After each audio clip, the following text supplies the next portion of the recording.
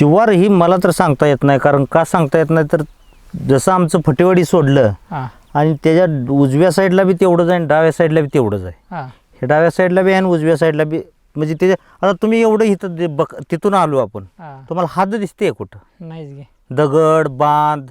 हां पण लोकांना एवढं माहिती आहे की बाबा आपले हात इथून जाते, म्हणजे त्यांच्या डोळ्यात बसले म्हणे. हां एक काकरी पलीकडे बी पेरणार नाही आणि एखादी इकडे पण पेरणार, आणि तुम्ही एक जरी पेरली हां तर ती समोरचा शेतकरी लगेच ओळखणार आपल्यात एक काकरी गाठली, होय. त्याचं काढून नेणार त्या देखत. हां त्यानं किती पण पेरू द्या अलीकडं, हां किंवा 3 काकऱ्या घालू द्या, हां पण ती ठेवणार नाही. बरं.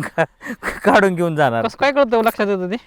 लक्षात येतं म्हणजे प्रत्येक वर्षीचं एक कसं असते माहिती आहे का, आता आपण पेरतोय म्हणा, उन्हाळ्यात मेहनत करतोय, श्रावण पाळी घालतोय, त्या टायमाला कुठं ना कुठं एक मार्किंग केलेली असते, एक दगड असतोय बरोबर. हां खालच्या शेताच्या खाल्ल्या कडेला तर असतं, एक तर वरल्या कडेला असतं. हां त्याच्यामुळं ॲक्युरेट त्या लक्षात असतं की आपलं इथून इकडं जाय, इकडल्या साईडला नाही. हां पण काय शेतकऱ्याच्या मनात काय असतं, जाऊ दे काकरीवर ढकलू, म्हणजे थोडक्यात आपण हात फोड म्हणतोय ना, हां हां हां तशी रेटायची काय जणाला सवय असते. बरं. पहाशे करते, पण ती शेतकरी समोर झाला हुशार असतोय. हां. तू 2 काकऱ्या रेटल्या तर ती परत काय काय जण काढून न नेतात, त्याच्यात 4 काकऱ्या घालतील. होय. बरं. लय हुशार शेतकरी.